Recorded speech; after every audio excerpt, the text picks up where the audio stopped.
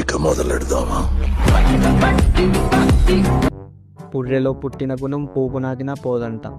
అంటే అన్నాడు గాని ఆ ఊహ ఎంత బాగుందో. ఇద్దన్నాక దున్ని సావాలే, మూడన్నాక దెంగి సావాలే.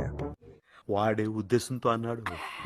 పతివ్రత పూల పచ్చి పులుసు పోతే ఊరంతా బంగారపు బాస నచ్చిందంట. గుర్రాన్ని తోమరానంటే గుద్దలు పెట్టిండట.